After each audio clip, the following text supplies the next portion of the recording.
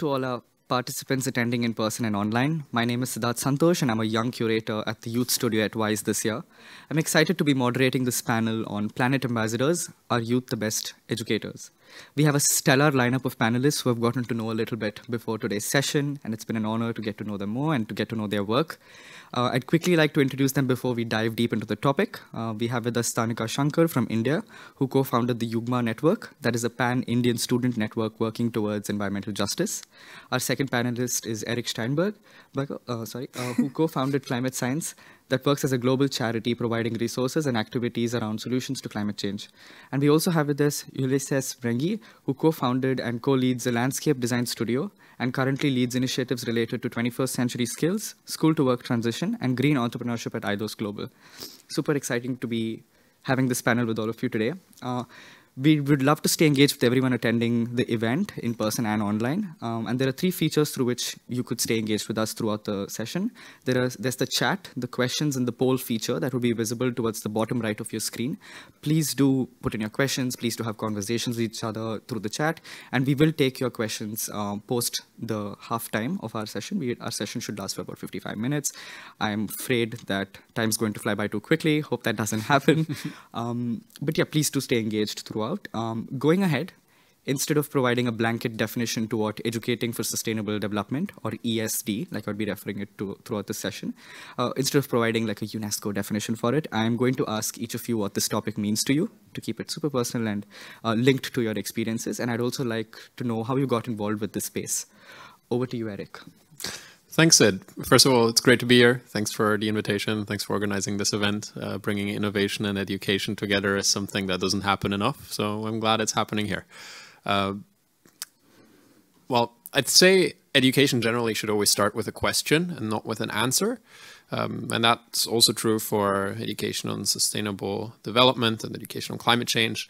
I feel education should start with the question of how to solve a problem. And when we're talking about sustainable development, there are a ton of problems. And I think good education on sustainable development deals with all these issues, with the whole complex big picture of solving climate change and other sustainability issues, and presents learners, whatever their age, with actionable steps that they can take to have real impact on solving these problems. That should always be the outcome that we strive for. Okay. And when we're talking about problems, are we looking at stuff that's small and around us, or are we looking at these large problems that most of us in our generation are like, oh my God, doomsday is right around the corner? Are we talking about what level of problems are we talking about solving? I would say we should be talking about that latter category because, we can all save our 2 plastic bags a week, and that's a great step to start engaging with the topic. But let's be real, we all know that's not going to solve the problem. It's like a small step, yeah, but humanity really needs to take much bigger steps to have a long-term viable, sustainable future ahead of us.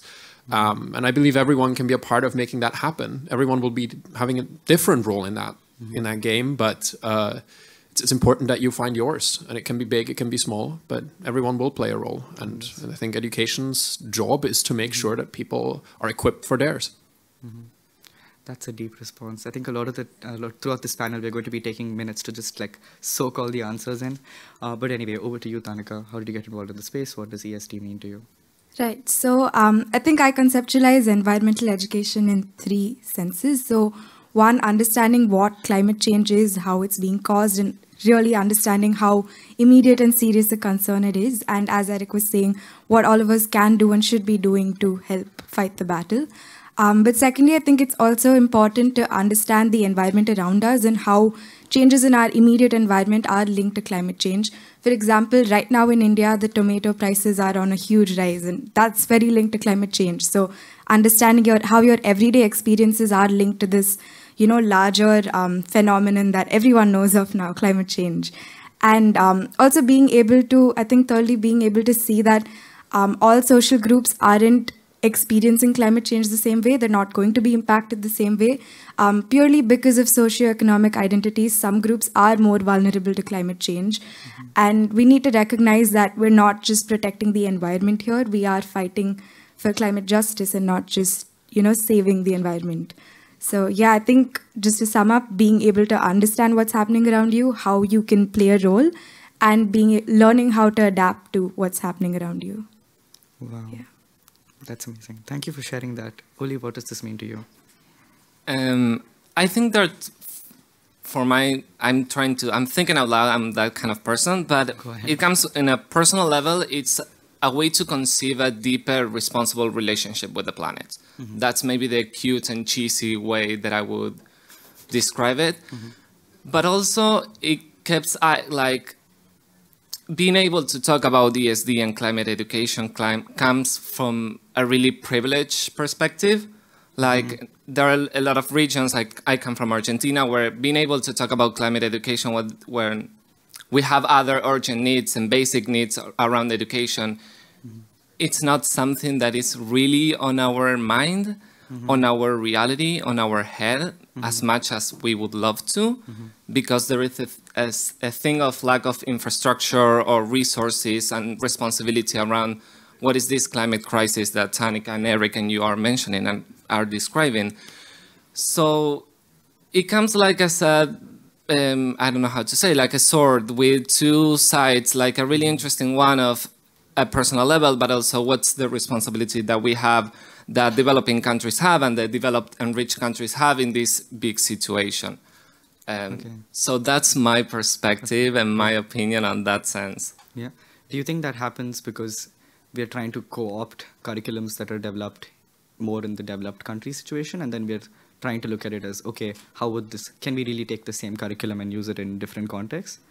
Or how does that play out? Not at all. I mean, in India, the context is way different than in Argentina or in the UK. And I think that the global level, we are expecting all countries to talk about climate education and to bring to put a lot of resources into the classrooms and to the schools when there are a lot of places that don't have those resources.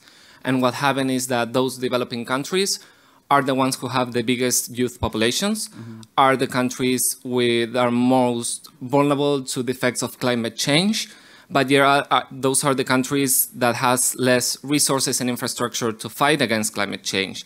Those are the countries whose economy is still based on agriculture, like Argentina, where these youth populations are working on the field. So I think that we are expecting sometimes a lot of developing countries when the developed ones are the ones who pollute the more, who are doing, I'm sorry, but they have the big responsibility in this room, and those are the ones who have to take the lead and bring like everyone into the situation and also help us and cooperate with the other countries on how we can leverage this fight.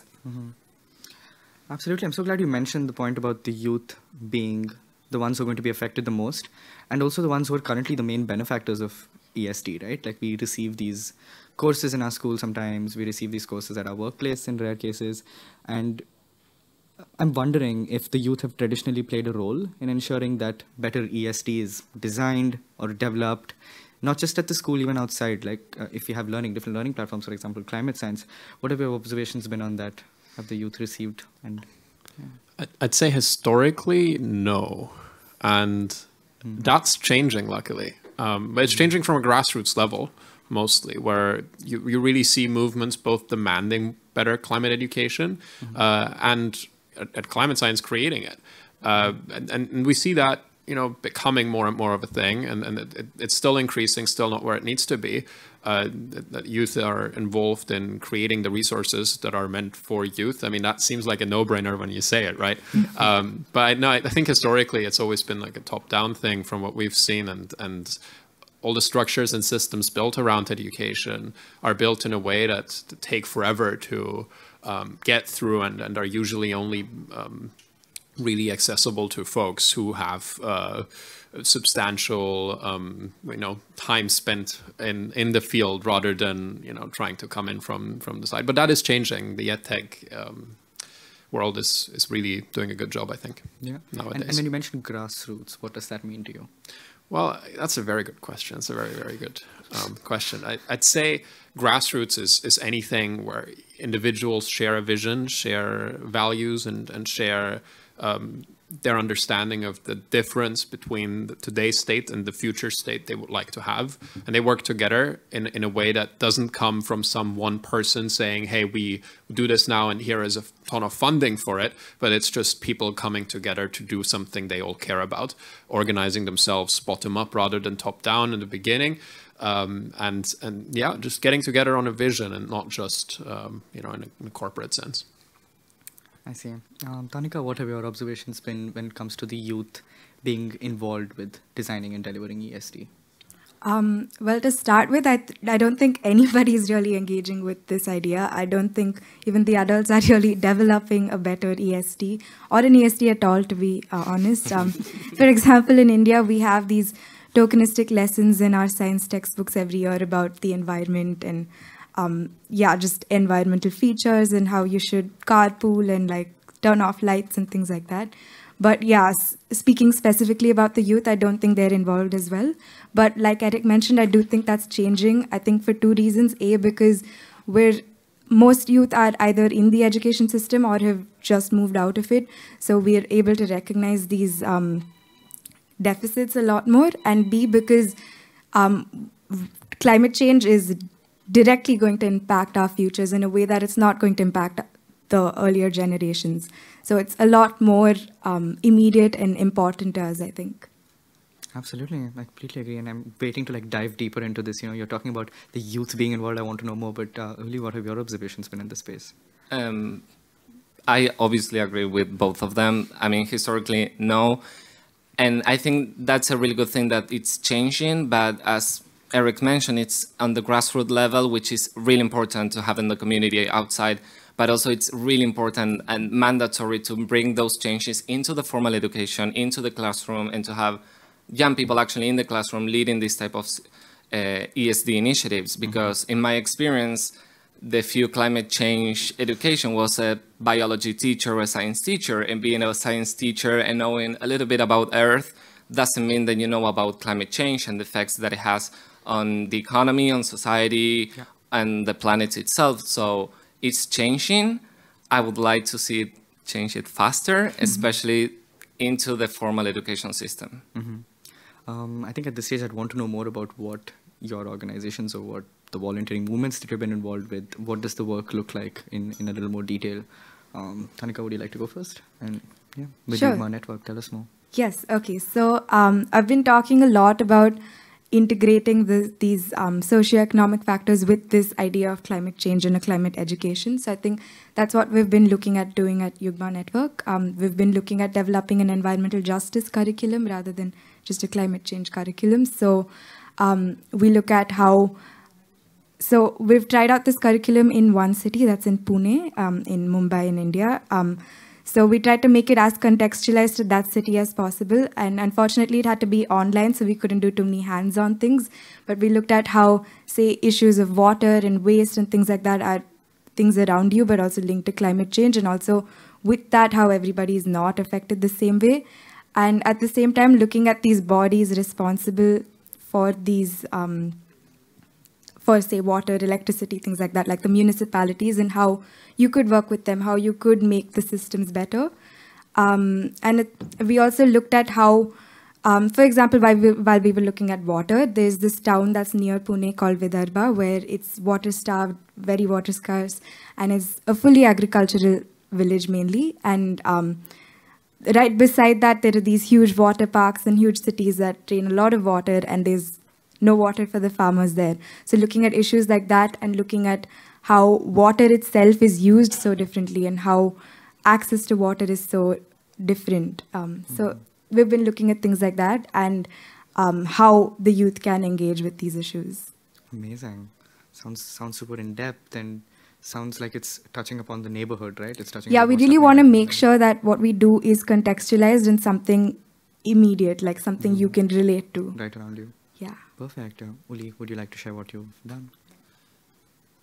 Something that is about bringing into the formal classroom from the previous question at ADOS Global, what we've been doing is, instead of having the young kid, the young student being taught about climate change and CO2 emissions and all the blah, blah, blah that we already know from Google maybe or from TV, and to a more of like a person that already has knowledge and experience, and to give a platform for young students from public high schools in Buenos Aires to develop initiatives, public policies that can make a positive impact in their own communities. So if you create a space when you trust into a 15-year-old kid to create an initiative that they have to present later to the Ministry of the City of Buenos Aires of, I don't know, regarding transportation or urban farming or whatever topic they chose in order to solve a problem from their own neighborhood. I think, one, that's a really empowering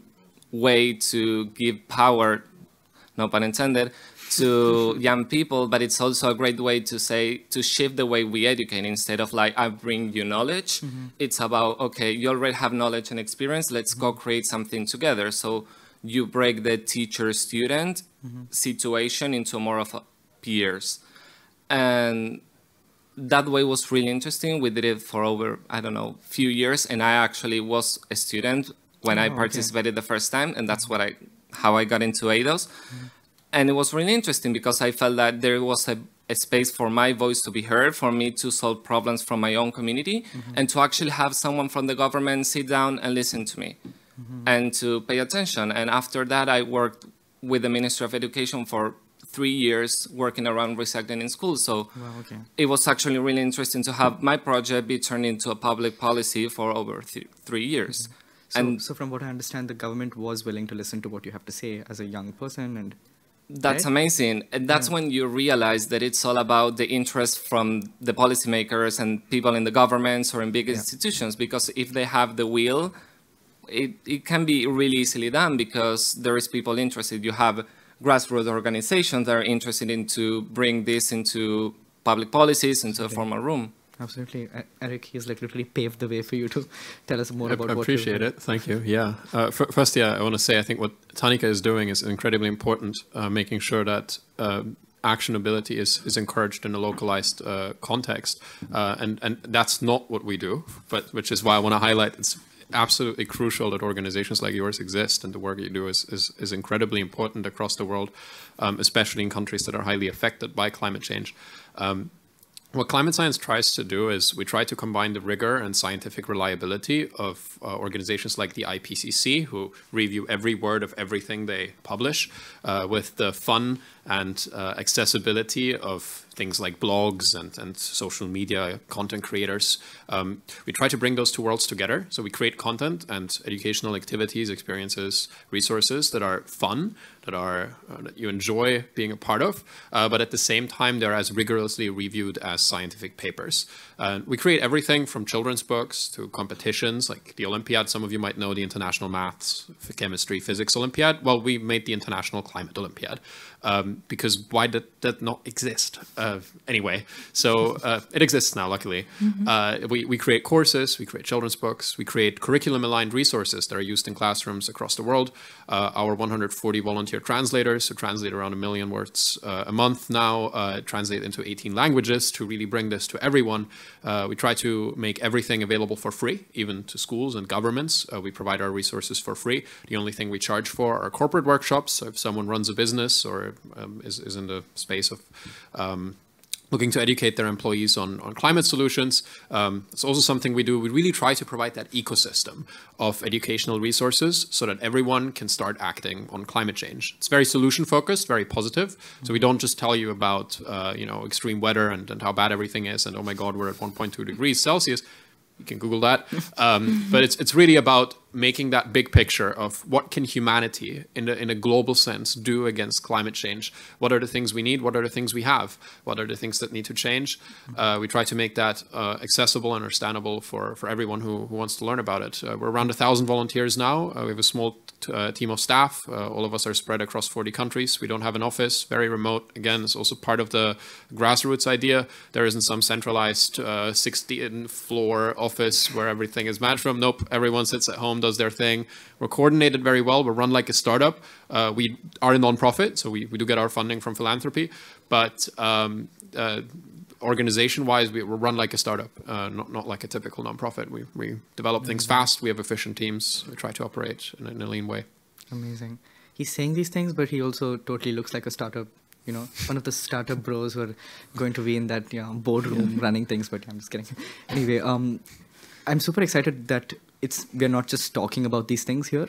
You've all done so much around the space, and that we're actually here to share what we've learned from it and kind of understand what the way forward looks like.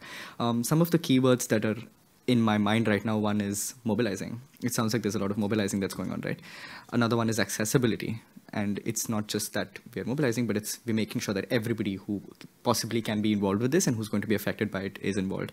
And in other words, also just agency. It's just not, to say that the youth can keep complaining about things or something like that. It's also saying that the other stakeholders in the system need to be more active. And since we are talking about ESD, the most important part would be the education system, right? We are looking at other stakeholders within this space as well. Despite coming from completely different contexts, there seem to be so many commonalities. Makes my life as a moderator super fun. because and it's also very reassuring because despite being from such different situations, we have the same problems, which also means that similar solutions and similar innovations can, help us develop solutions faster. Uli, what have your experiences been with observing how the youth have played an important role in designing or delivering ESD? The interesting thing is that because of young people being the ones leading, there is an empathy implicit situation there that it makes easier to create learning experiences, workshop sessions, or whatever that can help make a better and more interesting impact. I'm going to stop you right there. Could you explain more about empathy that's involved in this? So basically, coming back to the example of my biology teacher who taught me about climate change, if we have a 50-year-old guy talking to a 15-year-old kid about what's my future going to look like, it sounds pretty weird. Where is that opinion coming from? And at least in Argentina, we have an educational system from the 19th century with teachers from the 20th century teaching 21st century students. So you have a 200-year gap in the middle. So how do we teach about really current things like the IPCC reports or about the 1.5 degrees Celsius?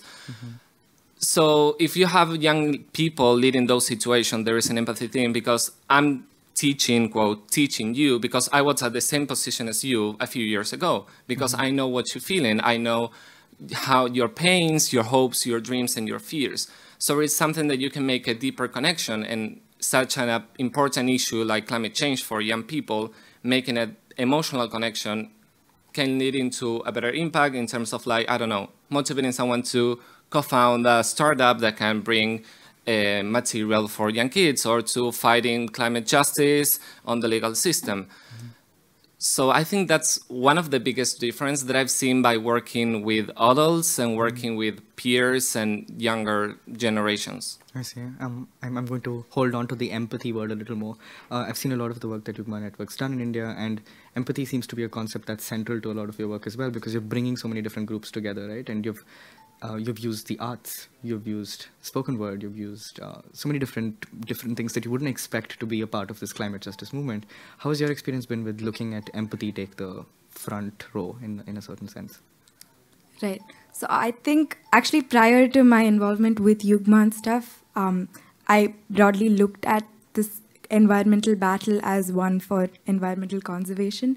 But I've more recently come to realize that there are so many different stakeholders involved, so many different perceptions of this issue. So I think it's really important that we're able to see things from these different lenses and come to some common understanding, because if you're not able to be empathetic, you're not going to be able to reach everyone. And we need everyone to fight this. We need to be able to come together and, like you said, mobilize and things like that. So I think empathy plays a huge role, and it's really important that you find ways to reach everyone. I think what Eric was talking about, creating content that is catered to different sets of people, creating content that can really reach people and is fun to engage with is really important, which is why we like using art so much, which is why we made a song, we made things like posters and like really rooted methods of engaging with people where people feel like engaging to begin with. Yeah.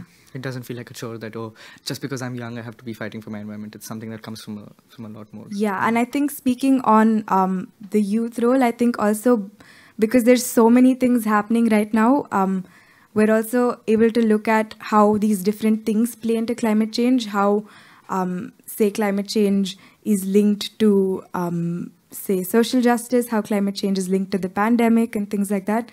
So it becomes all the more easy to bring these things together and create like a way everyone can think about it, a way everybody can look at it and relate to it.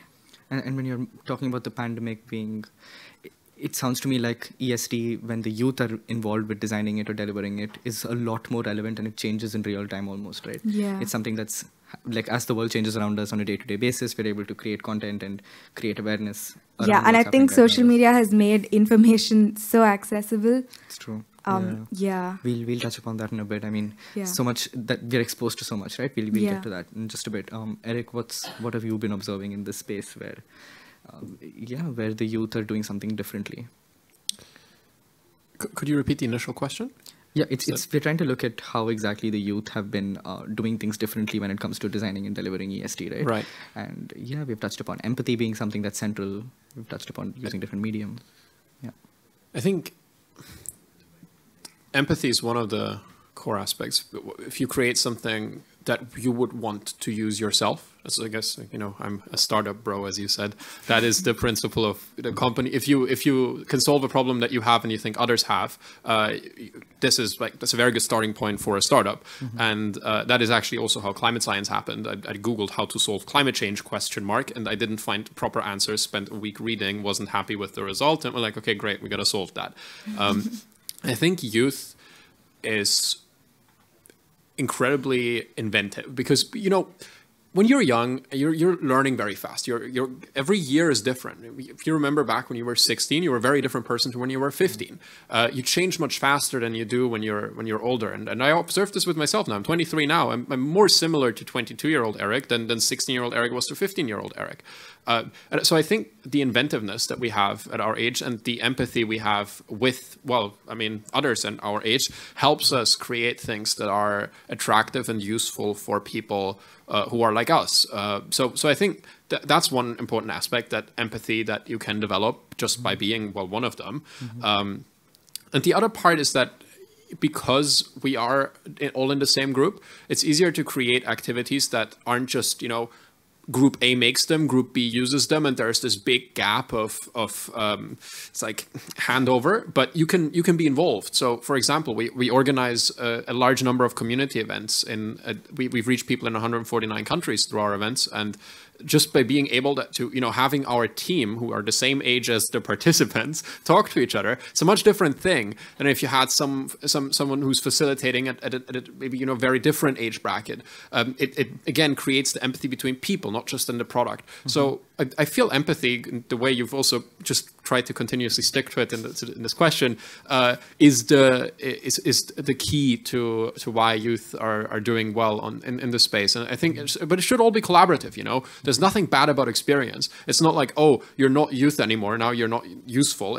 I think we have to just work together. Like, we are advised by some of the top professors in the climate change sphere. We're advised by the former director of the IPCC. Mm-hmm. All these things are incredibly valuable to us. We learn a lot from them. Mm-hmm. And I feel like combining the energy and understanding of youth that we bring with the expertise of folks who've been doing it for decades is the key to being successful in education. Mm-hmm. It's not just either or. I think it's both. It's both. Yeah. And you were mentioning earlier about, and it's not a like top-down thing again where they tell us what to do and we just go like, yes, thank you. It's again, we ask questions. Learning starts with asking questions. So we'd ask our advisors questions. Hey, how do you do this? Where is that? How do you and the answer. And questions can come both ways, right? Absolutely.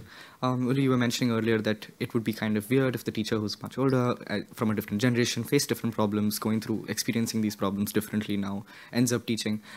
But I think I'm hearing that co-creating curriculum might be one way to go ahead, right? Any thoughts on that? I think that this is like a sentence that we already know, but if you have a more diverse environment, you have way more interesting results when it comes to collaborating. Yep. So yeah, I think it's extremely necessary. I think especially with the image or the youth card that usually organizations are playing in terms of tokenism, it's really frustrating because we are being used just for marketing purposes when we can actually sit down at the table and collaborate and co-create something together. Yeah. And that's way more valuable and it's way more meaningful for us because it's like being empowered and also an opportunity to co-create someone with has another experience, another journey as a person, and lead it to something that can have more impact on young people. So, yeah, I think it sounds kind of like obvious, but it doesn't happen in real life. Yeah, And that's really disappointing. I know exactly how frustrating that can be when, and like a shout out to the Wise team. They've been incredibly amazing with creating spaces where we can co-create what we want to listen to and, what we want to speak about. The Youth Studio being an example, right? And I feel like we have avoided that tokenistic kind of conversation here because we're being brutally honest and we're like, hey, some things really don't work and some things do. And here's how we can kind of shape that and go ahead. We're kind of at our middle part of our conversation now, and just a reminder for all our attendees attending online and in person, please do share your questions in the bottom right part of your screen. We also have a poll that I did not inform the speakers about. It's a poll that we will discuss the results of towards the end of the session. Please do participate on the poll that's happening online. Just going ahead, I'm wondering about the interesting nuances. I want to cover more of that, right? More of what the youth have been doing in this space. Eric, you were mentioning something about integrating all of this into formal curriculum, not having these resources that climate science creates, for example, just being something that only climate science can really provide to and make more accessible, but having it be part of the curriculum itself, right? Having it be part of the formal curriculum in schools and learning institutions. What has your experience been with that? Absolutely. We operate a lot on trial and error. We try a lot of things and we see what sticks. We have the energy and the people power to do that, luckily. And curriculum was one of the things that took a few iterations. First thing we learned is countries really don't like changing their curriculum, and you can be as best buddies and they can like your stuff as much as they want to. When you mention countries, you mean public education systems? Yeah. Okay. So that exactly. So we care very much about accessibility. So it's not an option for us to make things that are only useful for private schools. It's just we make the same resources for everyone, and if they don't work for public schools, they don't work. So that's public schools are harder. So we start with that. So anyway, changing the curriculum, no. Okay, cool. Learned that. So what about like changing our resources? Well, we can't make resources for every country. That's not scalable. Again, I'm your startup bro, so I think in scalability. But what we can do is we can make a general framework that covers the topics that are important, judged by scientists that we have. And we do this once globally, meaning we can throw a lot of effort into it. We can try to make this framework as fun as possible, again, by throwing a lot of effort into it. And then slightly modifying and combining different parts to fit each national curriculum. So we now have a building block system that is designed based on a couple of national or a medium large number of national curricula that we thought, hey, here's some overlap, here's some things that are unique to this, unique to that. So we try to have a bit of everything. And when we talk to a country now, when we talk to a government, to a Ministry of Education, we can say, hey, you give us your curriculum, we make you some resources, send them back in a couple of weeks. It doesn't take long, and we do it for free because, well, it doesn't take that much effort, and thank you, philanthropy. And, suddenly every public school in a country can access it. And since we started doing that, since we started offering that to countries, we get much more positive responses. And we are currently working with a few nations to formally implement their curriculum in our resources so that then they can go out to schools and officially promote climate science as one of the curriculum-aligned resources. So they would then, A, stamp the whole thing, and B, tell their schools, hey, when you teach climate change, use this. And that's really powerful. So we don't need to change the curriculum. I think that is something that's a huge misconception in climate education. And I hear it all the time. The curriculum doesn't need to contain climate change everywhere. It would be great if it did, but it doesn't need to. Because when the curriculum tells you in English class to write an essay, well, you can just write an essay on climate change. It doesn't tell you what to write an essay on usually, right? You do maths, you do statistics. Well, great, calculate the standard deviation of our temperature prediction. You know what I mean, right? Yeah. So with a little bit of creativity, and that's what our youth, right? Our young team has. They read the curriculum. Like you have to go. Who read the thing, right? Yeah. They read the curricula and went in and said, how can we make this fun? How can we make this about climate? And we came up with over 100 activities in our framework for that, for all subjects, all age groups. Okay. So yeah, there's a lot of things you can do if you just put the energy in. Okay. And which countries have you worked with? How has the experience been with convincing the governments? Has it been really difficult? We're currently working. Well, we're in the process of working with and signing with a few. Our best collaboration so far is with the federal government of the Philippines. There's officially like a deped.gov.ph/climate science, which the first time we saw that was like, yes. So hashtag visit our website. Thank you very much. Yeah. Nice #climatescience.org. But no, so we found the response was incredibly open. And generally, we find that the countries who are most affected by climate change act the fastest on implementing our resources. Amazing. Okay. Say, for example, we're working with Germany, and it takes, like, sorry, guys, I know you. If anyone here said it takes forever, but you know, it's you know, we get there eventually. But other countries, like in the global south, we work much faster, and we're in conversation with ministries in many countries. Again, early stage, some of them, India, for example, which is going to be a big one if we get through to it. And in South America, we're working with a few. We're looking to get into the UK. I mean, it's kind of odd that we aren't already. And in the German-speaking area, again, it's quite popular.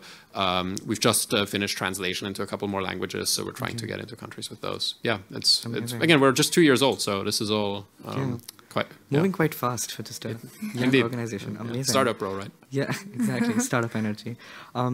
Speaking of going through curriculum and understanding what's already out there to be able to add value to it, what comes to mind is that there's a lot of information out there. The youth are exposed to so much more than they were earlier, and it's available at your fingertips very easily, right? Have you observed that? How does this affect the youth being involved with creating EST, consuming EST, and even trying to make a difference in this space? Does information exposure play a huge role here? Right. So before I answer that, I just want to say how heartening it is to hear that you've been able to do this, Eric, because we've been trying to go through some textbooks as well and see how we can integrate climate education in existing lessons and things like that as well. So I remember we were looking through science textbooks and seeing how you could add in activities there.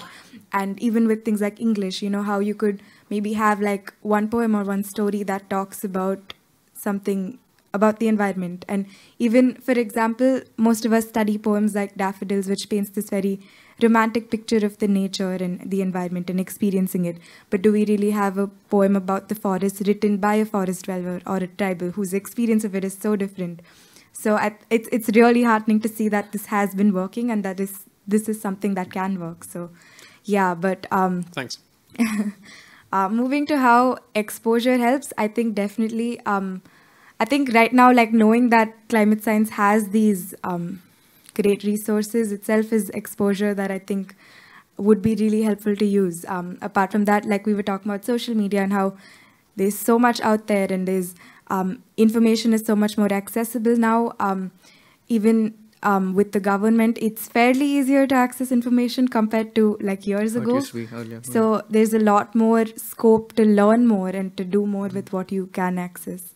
So I think being able to think on your feet, being able to, because the world's constantly evolving. Every day there's something new happening. So how can you keep changing? How can you keep evolving? And I think that exposure to information, being able to reach so much information is really helpful for developing a climate change education. And working in formal structures of being an organization, being a youth movement, you somehow then have like a method to the madness of information out there. I'm overwhelmed all the time, just as an individual, right? Same. Being exposed to the number of different things and perspectives available out there.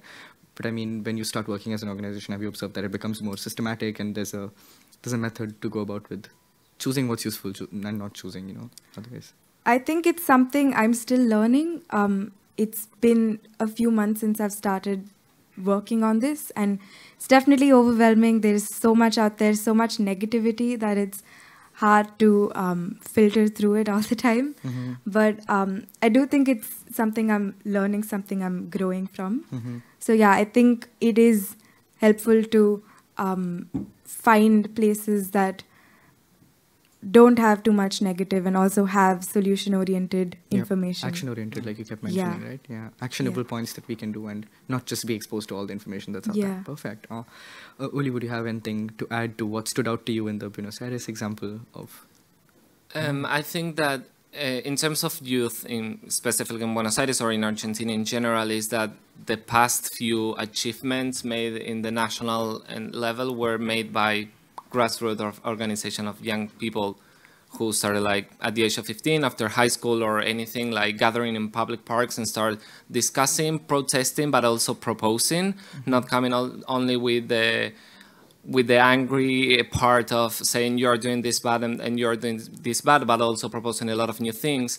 And this brought a huge visibility, and they brought a lot of disinformation that tend to be really negative and really dramatic into a really interesting perspective. They changed it into something, I don't want to say positive or optimistic, but with not such a dark tone to it, and try to say, hey, these are the issues. And thanks to different organizations, there is one called Youth for Climate, it would be in English, that thanks to them we have an environmental education law passed on the national level. Wow. Previously, we have laws in specific cities that were maybe next to a national park or to the rainforest, but not in big cities like Buenos Aires. We had now we're in an ecological emergency crisis at the national level thanks to a group of 18-year-old students. And now they're fighting for laws related to protecting wetlands, to recycling bottles, and a lot of different elements that we didn't expect before, and that they bring into the national and to the mainstream media, something that we wouldn't expect. So having 15-year-old students in a news station with maybe the most important TV presenter in the country, it brings a fresh air to the situation, a new perspective, and brings information with such a different point of view. Okay. And does the fact that the youth are more connected does that amplify their efforts? Has that been what you observed? Yeah, a lot. And yeah, basically yes. Yeah. There's yes, period. That's it. Yeah, it's a huge yes. Yeah. Amazing. I mean, that's something that I think is super special to our generation, being exposed to social media the way we have. It's very easy for us to stay connected and get stuff done faster in that sense. We'll take some questions now at this point. We've got 2-3 questions here. The first one is that there are a lot of teachers who want to make a difference. What advice do you have for them? Lots of people want to go out of the school and create something without the system. Is this a promising trend? So taking the first one, how has your experience been with what more could teachers possibly do right now? Start asking the students, just like Erin mentioned. If you don't know what to bring to the classroom or what topic to cover, ask them what are they interested in, what are their dreams or their fears regarding specifically climate change or any other topic. Start asking them, and from that start building something, because that's how it's gonna bring value for them. Okay. So they have, and I'm assuming co-ownership in the content itself also then makes it more interesting for them to keep going, right? Would you like to add something to it? Yeah, I think take classrooms outside of 4 walls, take it to nature, go visit a landfill, that also helps a lot with building empathy and really understanding that, this is a problem. So I think, go Going outside the outdoors. classroom. Yeah, perfect. Eric, would you have anything? Yeah, I agree with you. Firstly, I think we should ask students more about what they want to learn and give them the chance to actually ask themselves that question, because I feel lots of students, climate or not climate, are just going to school, doing the things they're told to do, and then going home. I think if we were like, hey, what do you want to learn today? That would really spark a lot of curiosity, and that's good for everything, including climate. So I couldn't agree more. Another important point is that most teachers were not taught in depth about climate change in their education that led up to them becoming a teacher, which we can't blame them for that. It's not like they designed the course that made them, was supposed to make them ready to be a teacher. However, if you want to get there, and this was equally difficult 2 years ago, now, climatescience.org/schools, we try to help them get ready to teach climate change in schools when they want to. And I don't think you need to leave the system. If everyone thinks, we take this global step, so it's kind of weird saying that, but if everyone were to try to go global with what they do, we would have no one doing local things. And I feel this the point of contextualizing, say, I don't expect our resources to be directly and exactly perfectly fit for everyone. They're a good baseline because they're scientifically vetted, but it takes people like Tanika to really say, okay, this here with that in that context in that place. I think that's teachers and what they do best, really, making things specific, not even just to their school or region, but to each student. So no, stay in your roles and tell us what we need to do to help you have the impact you want to have. Yeah, and you said it amazing that teachers are the best ones to be able to do this. But they know each student's name. Yeah, exactly. I don't even know the school, right? How am I supposed to have the same level of empathy through a global organization with a teacher, with a student, and like the teacher that sees them every week? I feel like that's crucial. Yeah, facts. Yeah.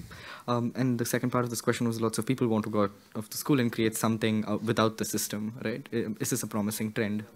Who would like to take this first? I think we need both. It's quite simple. Like learning never stops, at least for curious people. You certainly need teachers. You certainly need education outside of school. But I don't think being a teacher is a bad thing. I think it's a crucial job. It's one of the groups that I would genuinely call heroes of our society. Teachers, very underpaid. Hard hours, low appreciation. And yet they do it, yet they do it for the love of the student. So if you're a teacher, thank you for being a teacher. And thank you for investing your time and your life in helping kids become what they want to be in their lives and for helping them, prepare them for the future that we're headed towards. So I think I applaud you for being a teacher, and I hope you stay a teacher. If you have the type of mindset that makes you think, hey, how can I have the biggest impact? That's exactly the type of person we need as teachers. So don't leave it behind. Just make it better. And again, email us if you need anything. If we need to provide anything to help you do your job well, that's literally what we exist for. So we'll get that done. Hashtag startup boy. Yeah. Hashtag startup boy. Yeah. Amazing. Would you like to add to working with the system, without the system? I think, again, like I said, both are important. But I think also the education system has a lot it has to do. So there is a lot of value in doing things outside of the system as well. For people who might be interested in going more into depth and finding out exactly what they can do and things like that. Outside of school hours, Yeah. Pretty sure. I think it's not one or the other. I mean, as Eric mentioned, like changing the curriculum isn't really necessary, but sometimes you have to, and it takes a lot of time to do it. A lot of bureaucracy. So while you are doing that, you can do something in the short term and mid-term action, and they can complement each other. Fair enough. The next question is, I feel environmental education should not be limited to facts and figures, but it needs to address a local problem and, most importantly, how to solve the issue, right? A lot of work needs to be done with the design of curriculum. Do you agree? And the second part of this is, we have young advocates, we have young activists, but have we really started listening to them yet? And the quote is Greta's famous blah, blah, blah one. So, who would like to take the first part of the question about working with curriculum? We've touched upon that throughout the conversation, but would you like to build on that? I think, the curriculum does need changes, not radical changes, but changes nonetheless.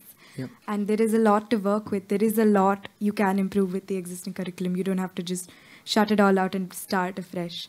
So I think, A lot of the time when the pressure comes from the outside saying we need change in our education systems, it feels that way, that we are saying overhaul the whole thing, down with the system, all of that. But I think you're right. I think there is a lot of strength to what's there as well. And it's important to acknowledge that. And again, empathy, be empathetic to the people creating this as well.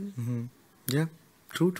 And if we demand those big changes, we're putting a lot of pressure on the teachers. Yeah. And they don't deserve that. They deal with enough pressure already. Yeah, exactly. Yeah.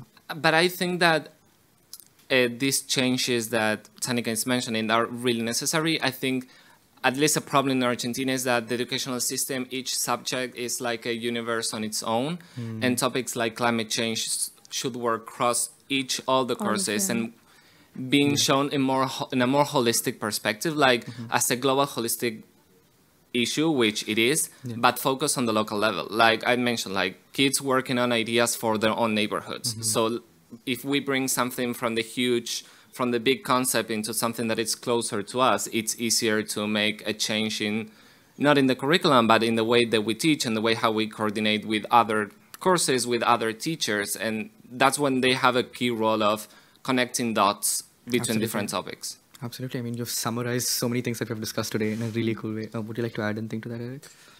Yeah. And also about that young people are out there, and are we being listened to? Have we been unmuted yet? Weirdly, I've never felt like people didn't listen to me personally. Maybe that's because I speak very loudly when they don't listen. But Tech bro. No, I feel like, I mean, I don't know. Everyone's saying that people are not listening. I feel like they're listening. It's just some of the things that we need to do are very complex. they're very in like long-term, like energy transition, right? Demands that are being made by some of the youth movements are just unrealistic. It's not that I wouldn't want them to happen. It's just that it's physically impossible to say transition to zero emissions by 2030. It's just like it can't happen. I would love for it to happen, but it's just physically impossible. So some of the things that are not being heard are, I feel like it's just because the complexity isn't being considered enough. But in cases where it is, and especially with folks who are, I mean, you know, Greta is certainly being heard. I doubt anyone here would say that Greta isn't being heard. You know, she's like mocking everyone at these big UN conferences and still gets invited.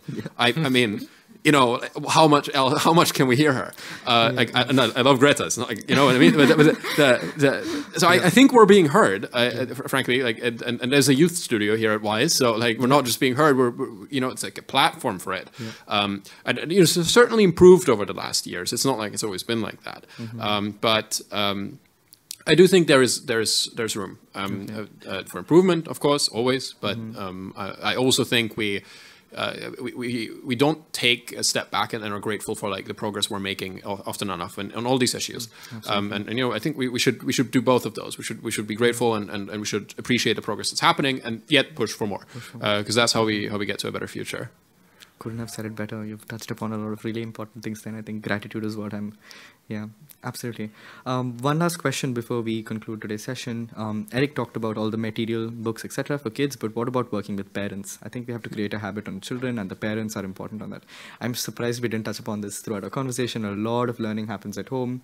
How can parents be more involved with EST through play, through conversations at home? Would you like to go? Go ahead. Sure. So we also create videos that run on TV, which are catered towards reaching homes and reaching parents. Parents is a very difficult definition because, well, everyone can be a parent, right? You can have any job, you can be of any sort of age, you can be of any economical background, you can be, so you really, when you're saying parents, you're saying everyone with a kid, which is most adults. Caregivers, so, yeah. You know, caregivers, so exactly, you know, what I'm saying is like your target demographic isn't just caterable by one product. We really try to have like the smallest number of products possible to be able to do them as good as we can. But the way we would reach parents is, well, some teachers are parents, so that's a free, that comes for free. But primarily through business education. So we'd come, you know, walk into companies' offices, or not physically, but virtually, and you know, by engaging them in their professional space with climate, they go home and are like, hey, you know, maybe that same, you know, because we do have resources for all age groups. Oh, maybe that same organization that's just did this workshop, we liked it, maybe let's buy their kids' book. So that helps reach the kids through the parents as well. And TV. I understand. But there's much more you could do. It's maybe we're missing a gap. Does anyone have ideas, new products we should have? Probably another 1 hour conversation sometime soon. But we have to conclude. We are running short on time. So we seem to be reaching the end of our conversation. At the start, we had asked our audience what they believe is the most important change that EST needs to have for everyone to be better educated, right? The options were, the first is the youth must continue to bring everyone together to solve problems. The second is that the youth must be taken more seriously in problem solving.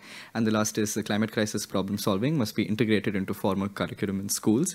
And I think a lot of this is related to the different parts that we have touched upon in this, right? So the results seem to be that priority climate crisis problem solving received 37% of the votes. The youth must be taken more seriously, 7%. And I think the answer, climate crisis problem solving is 56%. So it must be integrated. Everybody believes that.